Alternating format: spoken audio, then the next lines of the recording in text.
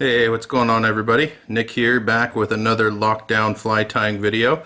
I took yesterday off from making videos and ended up having a pretty lazy Easter with my family, which was nice. Hope everybody out there had a good quality holiday in spite of everything that's going on. Today I'm going to be tying up a Puget Sound Sea Run Cutthroat resident coho fly, and this is basically an old standby of mine, only it's tied in a new fashion. So this is a squimp pattern, and anybody that follows me at all knows that a squimp is probably in my top 2 or 3 best, most productive confidence flies on Puget Sound at any given time. And this version is going to be tied on a 60-degree shank. So it's going to be articulated and it's going to be tied sort of in a jig fashion. So it'll have a little different movement in the water. It'll fish a little bit differently, even though it's basically the same pattern. I'm just going to jump right into this. So I've got a Ahrex SA280 hook, size 4.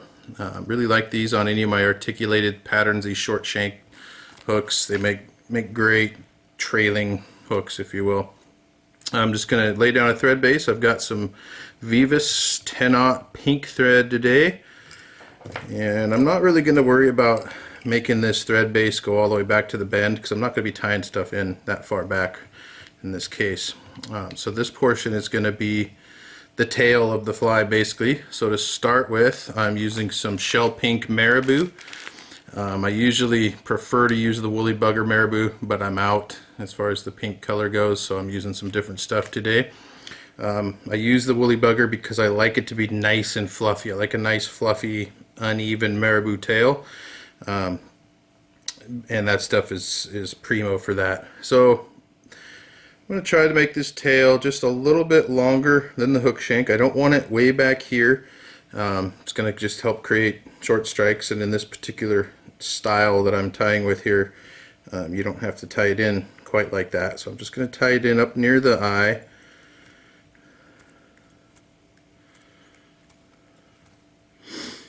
Get that on there, trim that excess.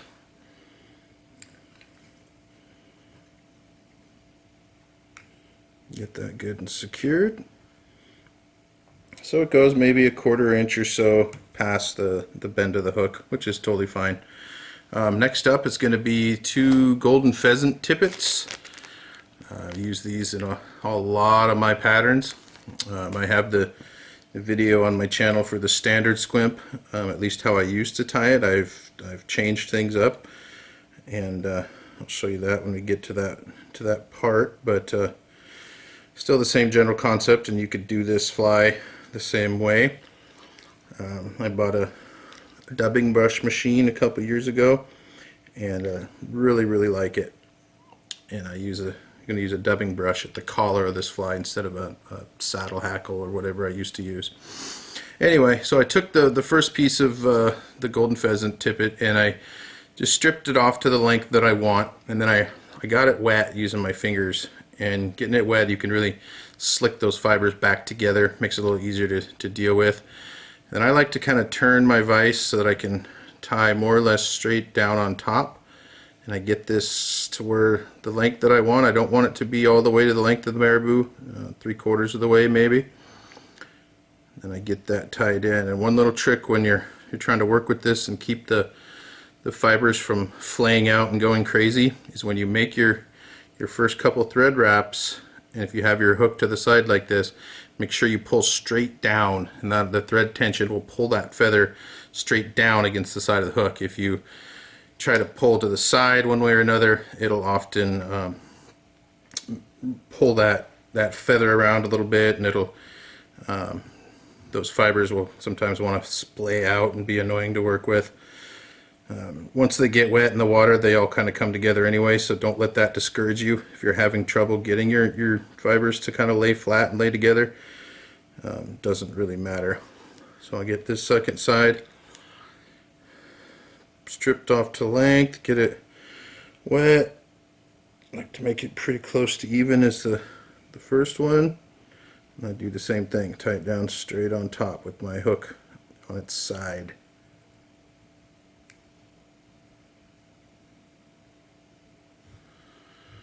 You can see they flayed out a little bit. not a big deal when this gets wet. They'll all be coming together anyway, so no biggie. Next up, just a piece of pearl crystal flash, fairly long, so I'm going to tie it in on both sides. So I'll tie it in on the near side, a little bit longer than the marabou. I'll fold it over, do the same thing, tie it in on the far side. And just like other articulated style flies, if you kind of crowd the eye of the hook here, really doesn't matter because this is just going to be attached to the shank anyway. So now I'm just going to do a quick whip finish. Trim that off. Now I'm using a 20mm 60-degree jig shank from Spawn Fly Fish, one of these bad boys. And on it I already have a 4.6mm modeled tactical tungsten slotted bead from Hairline. I put that bead on there with the slot towards the back, towards the hook. And while the hook is still in my vise, I'm going to just attach it to my shank.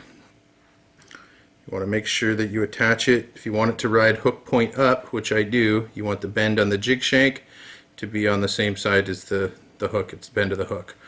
So just like this, it will ride with that hook point up, which means I can drag it across the bottom over that mesh netting in the oyster beds and not lose as many flies. So I'm going to get this shank in the vise. And first step is I'm going to use some 0.015 lead. I'm going to do 7 or 8 wraps of this.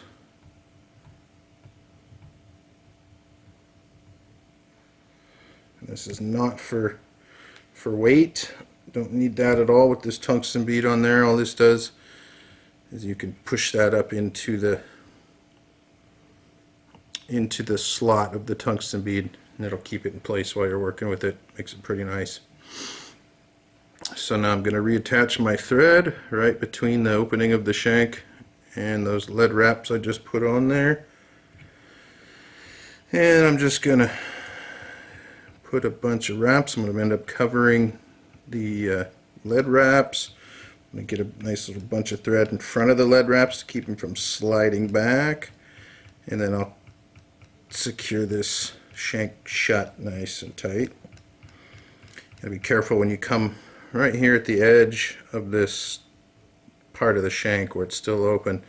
Tends to be a little bit of a sharp spot. You can cut your thread pretty easily there. So keep an eye out for that. Finishing this fly off at the collar, like I said earlier, with a dubbing brush. I've been doing that for a couple years now with all my Squimp patterns and my Delia squid patterns, a lot of other patterns too. Really like it. I made the brush this morning because I was out of this particular brush, but I did not video that portion. The reason being it's kind of a pain, and I did on my video on my channel called the Delia, what is it, dubbing brush, Delia squid or something like that, and I do actually go into detail on how I make the brush for that fly, and this is the exact same, only it's just a little different colors.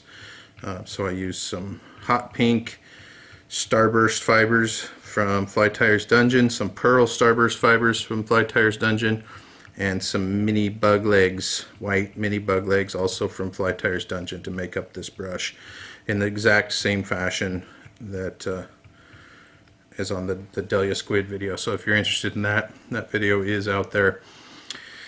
Okay, so I've got the shank secured. I've got those lead wraps nice and covered up, tight where they're going to be. So next up I'm using some fine chenille, real basic. This is just a fluorescent shrimp pink. You can do this with all kinds of different materials. You could use your favorite dubbing. Ice dub works good.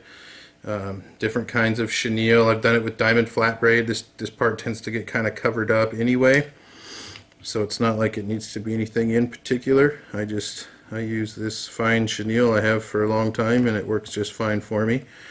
But basically you just want something pink. So I'm just going to tie that in right behind where those lead wraps are. wrap this body forward.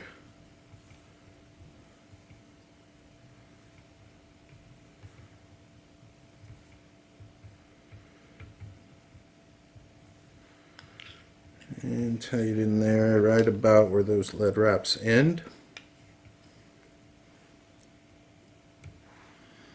Now the last part is the dubbing brush. So here's the brush that I made this morning. You can see those little rubber legs sticking out of there. I really like the way these brushes work. They just move extremely well. So this is a brand new brush, so I'm going to start, I think, at this end. If you have not worked with brushes before, as far as tying with them, because you can buy these pre-made in all kinds of different combos and materials, but you just tie in where you want it, get it good and secure, and then wrap it. It's really, really simple.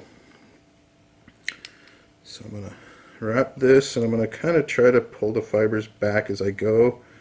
Not too concerned though, because afterwards I'm going to pick this out.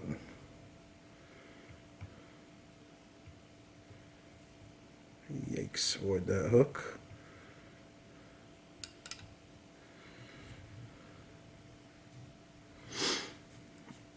I made this brush a little too dense for my preference, but that's okay. So with this one I've just got about 3 wraps of this brushed. I usually like to make these fairly sparse, the brushes, that way I can adjust the density of the fly just by the number of wraps that I end up doing. So if I make the brush sparse, I can always add more wraps if I so choose. If I make it too full, then I don't have quite as much liberty as to how I want to go about it. And I did make this one too full, but that's alright. So just pull those fibers back, get some more wraps in there, and then we'll do a whip finish right behind the bead here. When you cut off a dubbing brush, you want to be mindful of the exposed wire where you cut it. No matter how tight down in there you cut it, there will always be a tiny little piece of exposed wire. So keep an eye out for that.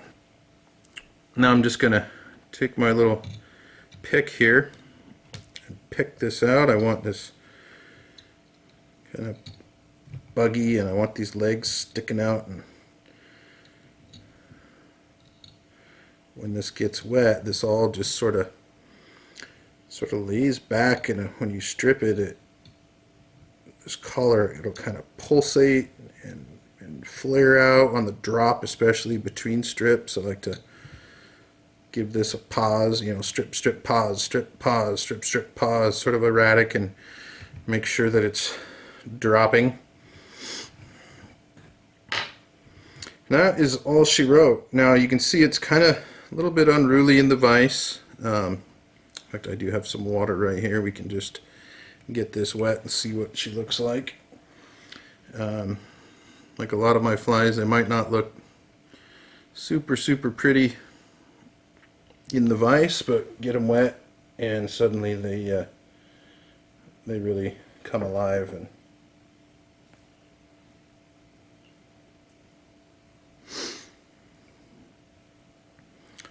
so you can see when that gets wet, everything just kind of lays back. And let me tell you, these things move really well in the water. Caught a lot of fish on squint patterns over the years, more than probably any other pattern. And since I've been tying them on these jig shanks, I've been catching a lot as well. The only thing you want to be careful of, as I said, is when you tie that marabou in on the hook, you really don't want it way back here, because otherwise you're going to end up with so much material behind that hook that, well, it'll foul for one thing, but you'll end up with a lot of short strikes. So tying it this way, you can just use that hook just for the tail, so you can kind of get the hook and the marabou and stuff wherever you want it. So there you go, just a new twist on an old favorite. Give this one a shot, add a few to your box. If you don't have these jig shanks, go check out Spawn Fly Fish. Order you up some, they're lots of fun to play with. These work for you, let me know, I'd love to hear about it. And as always, thanks for watching.